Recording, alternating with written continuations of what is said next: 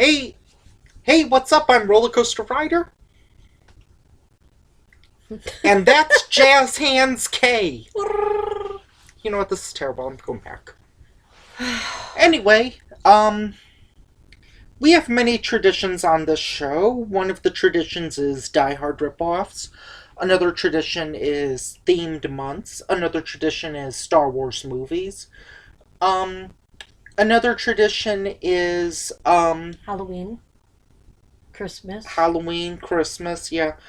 Um, older movies, newer One movies. tradition you guys might not have noticed is Star Wars ripoffs and wannabes. Sleep.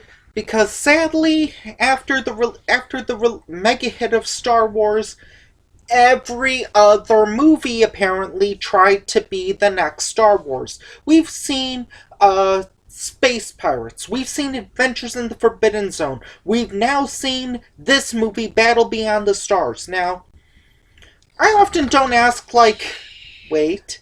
I often don't ask how I found these reviews, or how I found out about these movies, but I'll make an exception with this one. Um, Years ago, boys and girls, there was a website called Spill.com. And there was It's one not person. anymore. It's now double toasted, technically, as a Oh. spiritual successor. And back in the day, they would have something called Ask Carlyle. And his question was, or one question was, what is his favorite guilty pleasure movie? Of course, we all know my answer. Oogie Loves. Okay. Take that, I hate everything. I'm kidding, you're a wonderful channel. So anyway, he said Battle Beyond the Stars. It's a 1980 Star Wars ripoff with music by James Horner and produced by the King of B movies, Roger Corman. This is now at least our Yay. third Roger Corman review. And hopefully the last. It won't be the last. He made like 400 movies. What? Or produced. Whoa. And It'd apparently be kind of hard to get that. And apparently he's never lost money. Or at least I don't think, because he makes them so cheap. Well, he doesn't pay the actors much, I guess. This had John Boy from the Waltons in it, one of the main characters. What was another move? There's another director out there. Can't we Like just Roger talk Corman. about this one? There were a lot of lights like that in the sky. Jim Wynorski. We saw one of his movies, Not of This Earth. So anyway, let's talk about this movie. We have to. It's kind of boring. We had to watch it in 2 nights because it's kind of slow. And there were probably like 30 characters, and I only know the names of one of them. Shad. Yeah. Or at least I think it was Shad. Yeah. I couldn't determine Shad. I also know Mad. I also know the 4 white aliens that Were one guy or whatever. Well, we now know where the Wachowskis got the idea in for the Matrix sequels with those white people. That came out wrong, I guess. Yes, it did. Then there's something that they look like the Hare Krishnas. Didn't they come with the white people? They were heated. They were like Their energy came from high heat temperature that their body created. And they didn't have ears. Was this the same movie, or am I thinking of another movie that said like? Oh no, I'm thinking of what was the name of that movie? I'm thinking of Hitchhiker's Guide. Never mind. That was a better movie, I think. Yeah, I never thought I'd say that in my life. Pretty much, it's almost every cliche you would know from a sci-fi space opera, except was there really a love story? Yeah, kinda. Him and that lady from that other planet, spaceship, whatever. It's it's tough talking about this movie because the stuff I remember is the stuff that's... Well, I did put this video as not safe for kids, so can I say some of this stuff? No, you should be nice.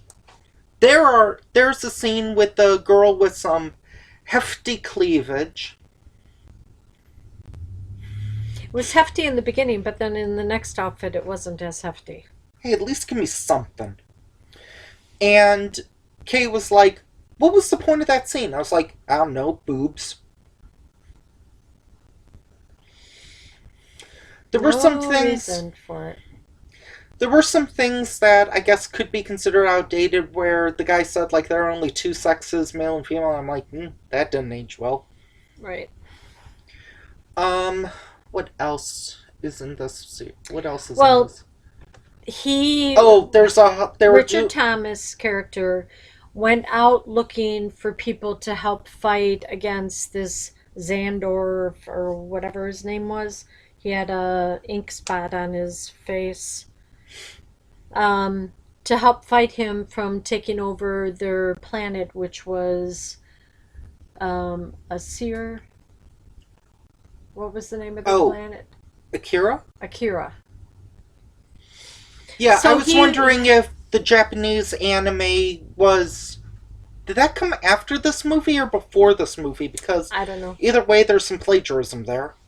So then he went out, he only made one call, but then he ended up with people helping him, and I'm not going to spoil it if you choose to watch this. If you need a movie to fall asleep to, this might be one of them. Of the Star Wars ripoffs that I remember seeing, it's better than Space Hunters Adventures in the Forbidden Zone, because that movie had one of the worst child actors I've ever seen in my life. Yeah, well, we won't imitate her, okay? I never thought I'd say this, but she was a better actress in Gem and the Holograms. Okay. That's good enough. Wasn't she like in 16 Candles or something? Yes. Or Pretty in Pink? Club. Yes, all of that. Was she better in those? I think so. I don't remember. I remember seeing them. She wasn't like that. Oh, but anyway. God. She went through puberty? Whatever. And anyway, so he got all of these mercenaries. Oh, wait, you interrupted me with what I was going to say. Okay, go ahead. I was going to say, unlike those movies where there's almost nothing good to talk about, there is one good thing to talk about in this movie. The score. The music. The music is extremely good, and it's like dun dun dun dun dun dun dun dun dun dun dun dun dun dun dun. I'm doing it terribly. And then George Papard's does it like he's a cowboy, American cowboy from the America. Was he the harmonica player? Yes. Yeah, he was. They were doing like when the Saints go marching in or something. Was that what they were singing? I don't think what that was, but that's what you kept singing to it. When the Saints go marching in. Well, you can watch it again and find out.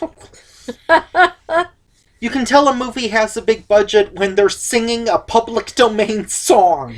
And then the conehead white gowned things asked, "What are you eating over there?" And he said, "Hot dogs." Hot dogs. And he goes, "Hot dogs?" He goes, "Yeah, you want to try one?" They were on Earth, right?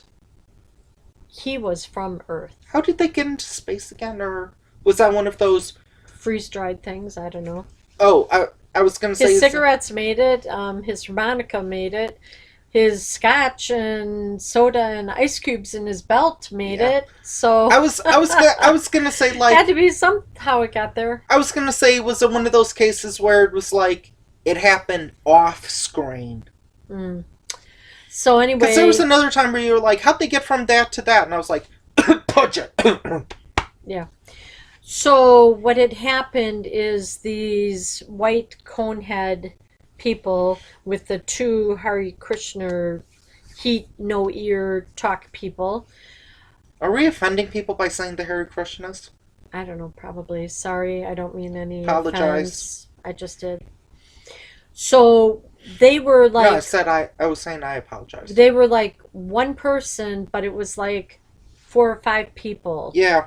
But they all felt and did the same thing. So when one guy took a bite of the hot dog, they all started chewing. I only noticed the first 2 chewing, not the last 2. Yeah, the last 2 chewed. Okay.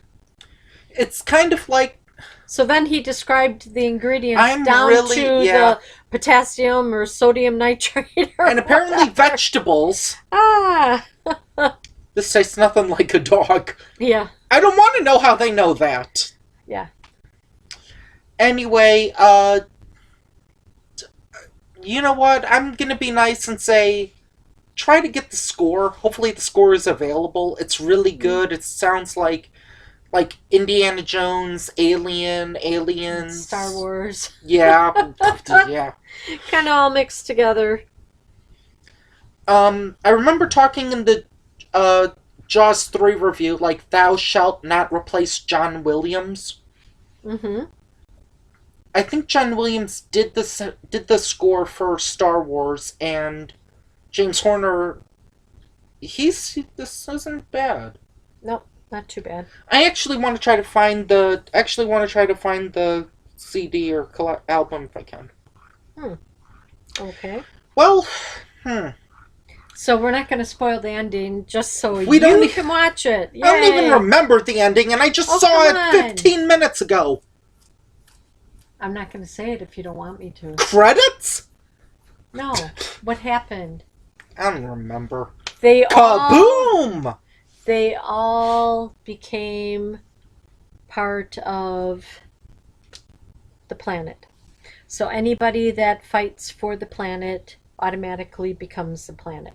And the one guy, he promised him food in exchange for his fighting. So he died. He was one of the first ones to die. And what they did is they made a full course meal and they were going to bury him with it. Anyway, so that's our I review. won't tell you much more, so you've got to watch the Snooze Fest yourself. Yay! Usually I spoil it, so hey, here you go. That's our review. Join us next time where... What are we going to review next time? Oh, it's the best of both worlds for our next review. In our next review, it's another science fiction ripoff movie. Oh, come on. Oh. And it's a fan-suggested review now. Okay. Let's go for it. It's not Nuki. That's all I'm going to say. Thank God. It might be worse. Okay, Ooh. bye. Bye-bye.